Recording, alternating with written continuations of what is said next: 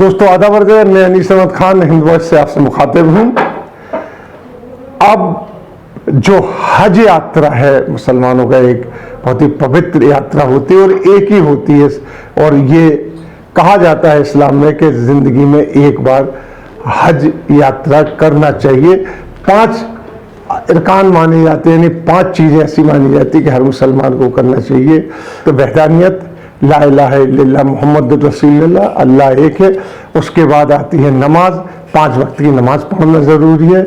इसके बाद आती है ज़कात, आप अपने पैसे से, कमाए हुए पैसे से कुछ % निकाल के आपको दान करना होता है। इसके बाद आती है आपके रोज़ा, यानी साल में एक बार आपको रमज़ान के रोज़े रखना पड़ते हैं। और एक आता है हज, यानी आप बाहैसियत है तो ज़िंदगी में एक बार हज करने चले जाइए, ज़रूर जाइए, जो कि मक्का में होता है। मक्का सऊदी अरब में है। उसके ऊपर योगी सरकार उसको और भी महंगा करने जा रही है। कोई समझ में नहीं आ रहा है किस तरीके क्यों कर रहे हैं, क्योंकि योगी सरकार की हरदम से वो रही है, जो प्रेजेंट सरकार है, कि कोई ना कोई अड़चन वो उसमें पैदा करती जाती है।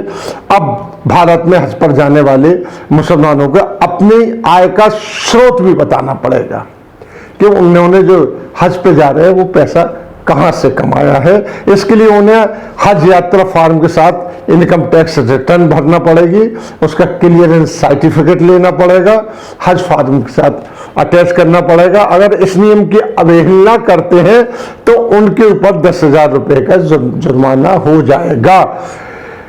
2019 का हज कोविड-19 के प्रकोप के कारण आयोजित नहीं हो सका था। अब 2021 में हज यात्रा होगी, जो 2020 का कहलाएगा, उसमें ये प्रोविजन सारे के सारे लागू हो रहे हैं कि आपको ये जमा करना बहुत ज़रूरी है।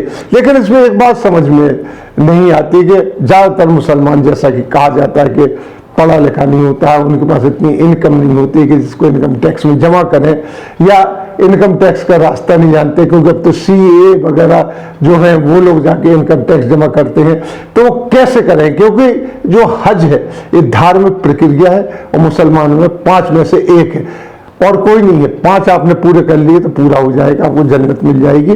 तो उसमें हज के लिए जाने वाला एक पैसा जमा करता है पूरी जिंदगी भर, और कुछ पैसा जमा होता है, उसके बाद वो हज पे जाता है। अगर ऐसी अड़चनें डाली जाएंगी, इनकम टैक्स, सेल टैक्स और फलाने के पैसा कहाँ से आया, तो कैसे बताएगा कि कहाँ से आया। एक मजदूर भी हज करने जाता है, एक लखपति करोड़पति भी हज करने जाता है, उसे हवाई जहाज पे जाता है।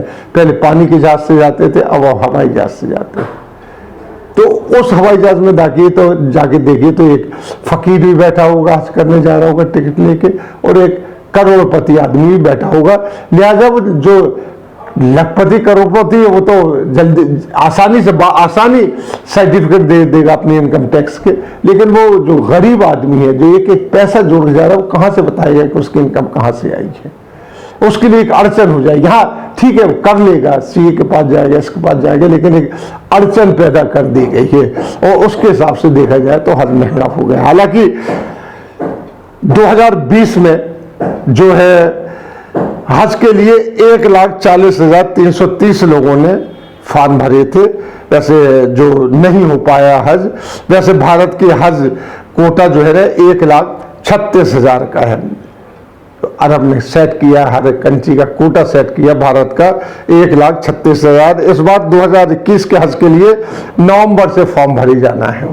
उसकी प्रक्रिया शुरू होने वाली है कुछ दिनों बाद, जैसा कि कहा जा रहा है, क्योंकि अभी तक तो कोविड की वजह से पूरे साल कोई भी धार्मिक अनुष्ठान, चाहे रोम का पोप का जो सेरेमन हो, चाहे हज हो, यात्रा हो, या फिर भारत के कई मंदिर हैं जो पवित्र मंदिर है, उनमें जाने का सारे बंद थे। इसी तरीके अब मोदी जी ने के इस दौर में जो हज यात्रा है वो अब 2 लाख की हो गई, उससे अधिक खर्च कर रहे हैं, हो गया है। इनकम टैक्स रिटर्न फाइल करना इसमें अनिवार्य कर दिया गया है। हज यात्रा पर मिलने वाली सब्सिडी वो भी खत्म कर दी गई। इससे पहले भारत के हज यात्रियों के लिए अब हज यात्रा का लगभग 2 लाख से ज्यादा की हो जाएगी। इससे पहले हज यात्रा में सब्सिडी की मिलती थी तो उसमें हज यात्रा 81,000 रुपए की पड़ती थी, जिसमें 1,000 दूसरे खर्चों के लिए होते थे, यानी 80,000 टिकट विकेट में लगते थे, ठहरने का लगता था, और 1,000 दूसरी चीज के लिए होते। लेकिन अब ये यात्रा सब्सिडी खत्म कर दी गई तो ये 2 लाख की हो जाएगी, यानी बहुत महंगी हो जाएगी। मोदी सरकार द्वारा जारी फाइनेंस एक्ट 2001 और 2002 के नोटिफिकेशन 508E के तहत 2 लाख से अधिक की किसी भी धार्मिक यात्रा पर इनकम टैक्स के लिए आपको उसका सर्टिफिकेट देना पड़ेगा और इनके क्लियरेंस आवेदन के साथ जमा करना पड़ेगी। भारत के किसी भी माफ कीजिएगा पर हज यात्रा जो पहले 81,000 पड़ती थी उसमें सब्सिडी खत्म कर दी गई है और ये अब 2 लाख से भी कुछ ज्यादा की बैठेगी। मुसलमानों की हज के लिए जो सब्सिडी मिलती थी वो एक तो इंडियन एयरलाइंस अपने जहाजों में या कोई भी एयरलाइंस जिससे जाते थे वो ठेके पे आते थे, वो किराए में कमी करते थे और फिर इसके बाद 6 महीने पहले हज पे जाने के लिए पूरे पैसे ड्राफ्ट से जमा होते थे बैंक में, तो लिहाजा जो पैसा जमा होता था 81,000 रुपये, उसका जो ब्याज आता था, उसका जो प्रॉफिट आती थी बैंक वाले, उसको ब्याज तो नहीं कहते लेकिन उसकी प्रॉफिट आती थी वो देते थे, तो वो सब्सिडी में शामिल कर ली जाती थी। यानी पैसा जाने वालों का ही होता था, सब्सिडी सरकार नहीं देती थी। एक तरफ तो किराए में सब्सिडी देती थी एयरलाइंस, ऐसा होता है, और दूसरी तरफ और वो लोग सब्सिडी देते थे कि जो कि पैसा जमा करते थे तो बैंक उसमें से पैसा देता था, सब्सिडी देता था, उससे होता था ये सारा काम। पर 2018 में सरकार ने इसे खत्म करने का ऐलान कर दिया था, क्योंकि 2012 में एक केस डाला गया था इसके ऊपर, उसका फैसला आया था, तब से अब तक चल रहा था। कांग्रेस की सरकार थी, लेकिन मोदी जी की सरकार आती ही 2018 में वो कानून नाफिज कर दिए गए और लगा दिए गए और यात्रा का पैसा पहले जमा करने की रकम बढ़ा दी गई, 2 लाख हो गया है। उससे मुसलमानों की सामाजिक स्थिति भी अब जो उन्होंने कहा है, हमारे नकवी साहब हैं जो मंत्री हैं, उन्होंने तो इस बात के बहुत आगे कहा कि देखिए सब्सिडी जो हम खत्म कर रहे हैं वो सब्सिडी का पैसा तो आएगा ही आएगा, क्योंकि बैंक तो पैसा देगी ही, जो एयरलाइंस वाले हैं वो तो कंसेशन देंगे ही देंगे, उसको पैसा, उसका जो पैसा है वो हम मुसलमानों की सोशल वर्क में खर्च करेंगे। यानी इसके माने बजट में जो पैसा आता वो कहाँ जाता है, जब ये मुसलमानों के अपने पैसे से सोशल वर्क में पैसा खर्च करेंगे तो मुसलमान अपने ही पैसा क्यों नहीं खर्च कर देता है। इसी के साथ मुसलमान ज़कात भी देता है।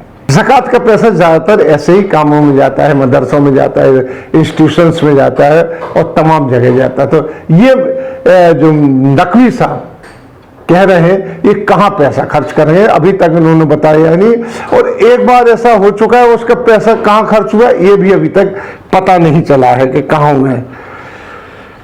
जैसा कि मुख्यमंत्री जैसा कि मंत्री मुख्तार अब्बास नकवी की घोषणा की थी, इनकम टैक्स से मुसलमानों की दिक्कत आगे बढ़ेगी। गरीब आदमी पैसा एक पैसा जोड़ता है जैसे मैंने बताया है, और टिकट के जरिए सब्सिडी मिलती है 2016, यानी जो $75 मिलियन बनती है, तो वो सब्सिडी होती है, उसको कहाँ इस्तेमाल करेंगे ये भी अभी तक नहीं बताया गया है। 2013 में ये $1,000 मिलियन थी ये सब्सिडी। हालांकि भारतीय जनता पार्टी शुरू से ही हज पर दी हुई सब्सिडी के लिए पर ऐतराज करती थी और इसे मुस्लिम तुष्टीकरण कहा करती थी कांग्रेस के लिए, यानी मुसलमानों में जो सब्सिडी मिलती है वो सरकार नहीं, बल्कि अब ये बात इसके बहस के बाद जाहिर हुई कि मुसलमानों को सब्सिडी मिलती है वो सरकार नहीं देती, वो खुद उनका पैसा है जो बिल्कुल कायदे कानून की तरीके से वापस आता है, जिसको वो उनके फलाह बहबूदी और उनके सोशल अपने ऊपर खर्च करती है, सरकार उनके ही ऊपर खर्च करती थी। लेकिन ये नैरेटिव ऐसा बनाया गया था कि सरकार देती, सरकार देती, सरकार देती है। इसी तरीके से एक चीज और हुई थी, इन्होंने कहा कि अब कोई भी औरत अकेली वहां जा सकती है हज पे, लेकिन फिर आया कि 5 औरतें एक साथ अगर मिल जाए तो वो हज पे जा सकती, क्योंकि वहां हज का एक कानून था कि आप अपने पति, देवर, भाई, चाचा इनके साथ ही हज पे जा सकती थी। वो उसकी वजह थी कि वो कहीं गायब होने का, वहां बदतमीजी होने का कई चीजें थी, तो इस वजह से किया था। लेकिन उन्होंने कहा कि मोदी जी ने जो रिक्वेस्ट की सऊदी अरब से, तो उन्होंने 5 कर दी। लेकिन 5 तो पहले से ही थी, उनके यहाँ पहले से ही कानून था कि अगर 5 औरतें इकट्ठी होकर फार्म भरती हैं तो वो हज पे जा सकती हैं बगैर महरम और नामहरम, बगैर महरम के। तो ये पहले से थी, ये सब चीज अपनी पर नहीं लेते ये लोग। ऐसे इसी तरीके से अभी कह रहे कि जो सब्सिडी आएगी वो हम मुसलमानों के सामाजिक कार्यों के ऊपर खर्च करेंगे, जबकि सब्सिडी तो आएगी ही, पहले भी आती थी, उसी पैसे से वो लोग हज पे जाते थे कम करके। अब 81,000 और 2 लाख जमीन आसमान का फर्क है। ये मोदी जी का, इस सरकार का, बीजेपी सरकार का नैरेटिव है कि किस तरीके से इनकी हज यात्रा में एक अड़ंगा डाला जाए, वो ये कर दिया है। इसी के साथ हम आपसे लेते हैं विदा, अगले दिन फिर हाजिर होंगे, तब तक के लिए दीजिए हमें इजाजत।